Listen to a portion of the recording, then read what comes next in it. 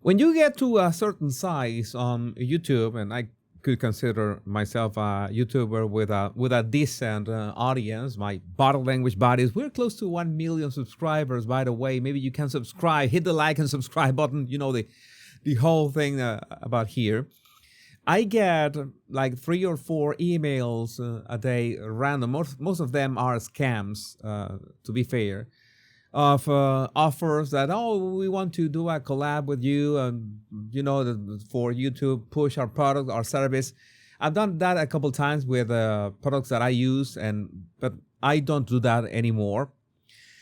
But it's something that is recurring. No, it's nice to have an audience and be able to, you know, push a service on, in this case, a country onto them.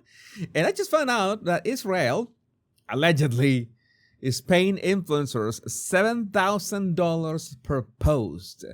Netanyahu himself, we have Netanyahu on video, refer this week to a community pushing out preferred messaging in U.S. media. And boy, are they making some serious dodge. And by the way, that's part of what we were speaking on my previous video about that Charlie Kirk letter to Netanyahu that has so many inconsistencies, and precisely in that regard, because the letter was essentially Charlie Kirk telling Netanyahu how to win the TikTok war.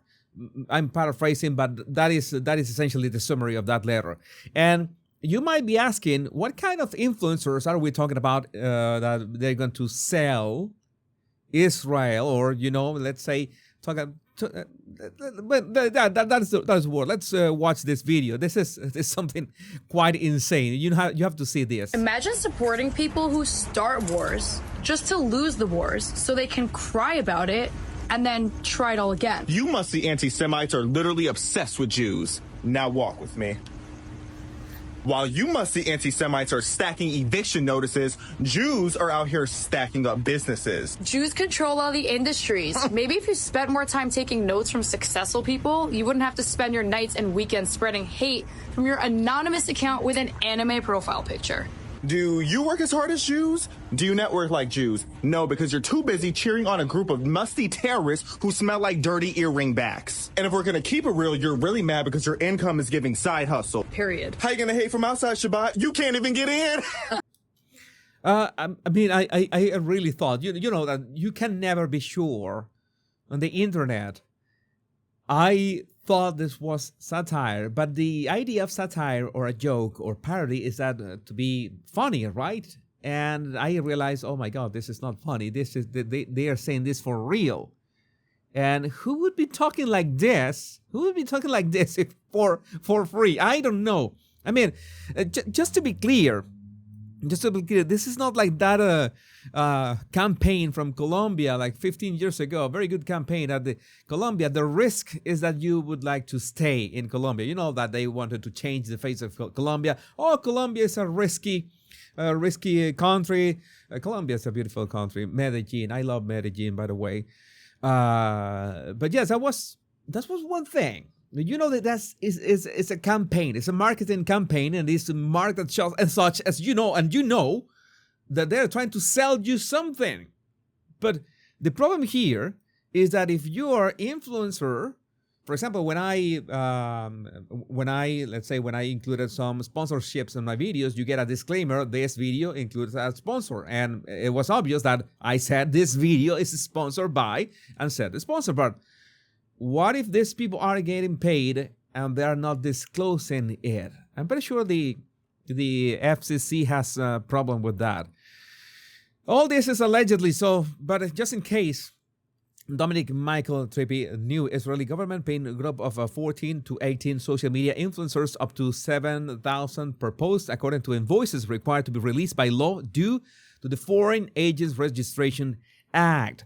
So I want to play this video, by the way, in which Netanyahu himself is saying, is speaking about this. Let's adjust a bit the sound and let's go with this. Christian influencers, okay. You said, we talked about the woke right, and you said, I call it the woke Reich. That's a brilliant observation. The woke Reich, because these people You know, they're not any different from the woke left. I mean, they're insane. They're loonies. But they're actually meeting on some of the things. And what we have to do is we have to secure that part of the base of our support in the United States. That is being challenged systematically. A lot of this is done with money. Money of NGOs, vast. Money of governments, vaster. Okay? We have to fight back. How do we fight back? Our influencers. I think you should also talk to them if you have a chance. To that community, they're very important. And secondly, we're going to have to use the tools of battle. You know, the weapons change over time. You can't fight today with swords. That doesn't work very well. Okay, and you can't fight with cavalry. That doesn't work very well. And you have these new things, you know, like drones, things like that. I won't get into that. But we have to fight with the weapons that apply to the battlefields in which we're engaged. And the most important ones are the social media. And the most important purchase that is going on right now is Followers. TikTok. TikTok, number one. And I hope it goes through because it can be consequential. And the other one, what's the other one that's most important? X. X. Cesspool. Very good. Why don't you say YouTube? It's not like I have any. I do have an interest in YouTube. You know that YouTube is my main home right now, but I feel excluded. That feels like in elementary school when I was never picked for soccer teams. And, you know, so we have to talk to Elon. He's not an enemy. He's a friend. We should talk to him. Now, if we can get those two things, we get a lot. And I could go on other things, but that's not the point right now. We have to fight the fight, okay? To give direction to the Jewish people and give direction to our non-Jewish friends or those who could be our Jewish our friends. Are we going to succeed with everyone? No. Will there be a strong counterpart? Yes. Well, it seems that this is what is happening. Again, all this is, we have, quote unquote, allegedly, the ones who are involved in this. But you heard the man himself. He said that it is about TikTok. It is about, you know, pushing the, let's say, selling Israel and selling hey, Israel is nice and cool. And you saw those influencers at the start that were so cringe that I don't know, maybe that was peak cringe. I mean, what is that? What was that? But the single most important thing is that I don't think that these people care about their credibility. One of the things that I have, for example, in the body language guy is what was the intention. It was a bit of history about the body language guy to be able to frame this. My channel was initially educational channel. I want to educate people into body language and, of course, buy my courses. It was that simple, my books and my courses. You can still buy my books and my courses, by the way. But at some point, you know, I had to touch some topics that were not, let's say, commercially viable. And at some point, I just became a commentator, all right? And so many people come here. I would say that it's like 5% for the body language or 2% for the body language, more of my insights or maybe the way that I compile all the dots so we can discuss it or the way that I see things. Maybe that's why you are here. I think I would say that at least for the last year, that has been the main reason that you come here. So you can come here to some extent or to a great extent because of my credibility, because I try to share with you things in a non-biased way. I could have bias and I address them whenever I can. When I make mistakes, I tell you, I made a mistake with this. When I'm using satire and parody to spice things up, I tend to exaggerate it so you know that that's not part of the main narrative that we're talking about. And when the topic is serious enough, then I just leave any humor out the door. I don't include that. But the idea is that you come here and you assume that there are no interests behind me. And I've told you time and time again, I have no boss here. I am the boss. This is a great job, by the way, being able to talk to you, my impressions, my opinions that could be very different from yours. We have seen that. We have had very controversial videos in the sense that I have some opinions that you don't share, and that's okay. But the thing is that if somebody has opinions and those opinions have money behind them, they should absolutely disclose it. And at the same time, if somebody has an opinion and there's money behind it, is that actually an opinion? Or is just a commercial message? Is that a marketing message? Is that just an ad? Because I think that the beauty of platform like YouTube, it could be X, could be TikTok, is that you come here to listen to another human about, in my case, body language guy, about my opinions and the way I connect the dots. And I certainly try to do my best, and I wouldn't say that I'm completely unbiased. You know that I have very, very strong stances, and stances that can disturb you in some ways.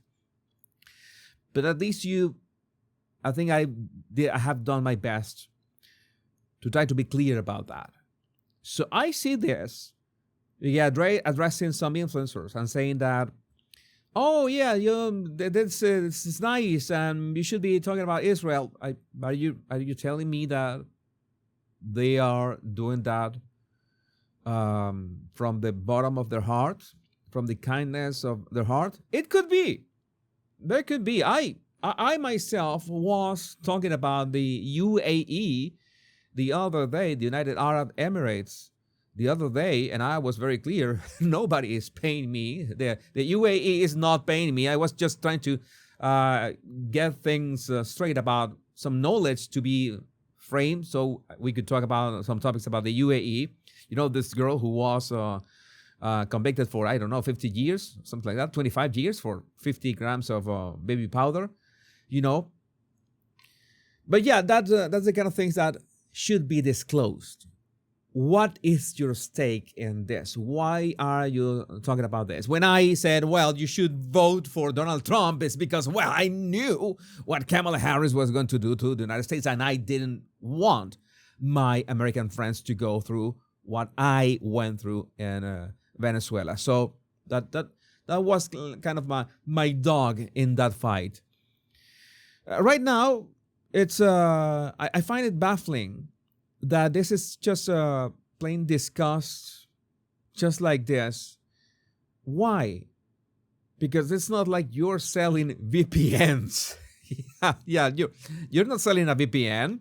You're not selling, chocolates or something like that.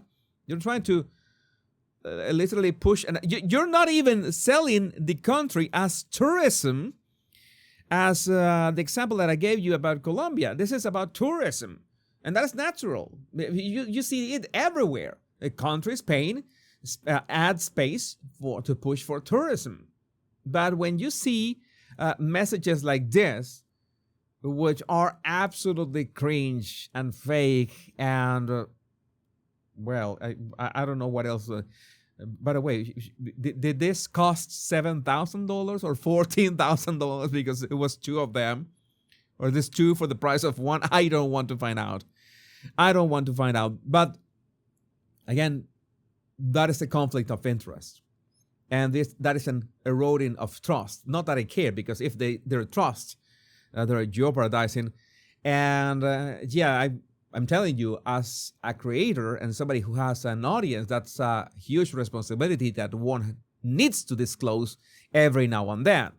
No, if I say something, it's because I think that is the right thing to say, my opinion. But I would like to know what you think about this in the comments. My name is Jesus Enrique Rosas. I'm the body language guy.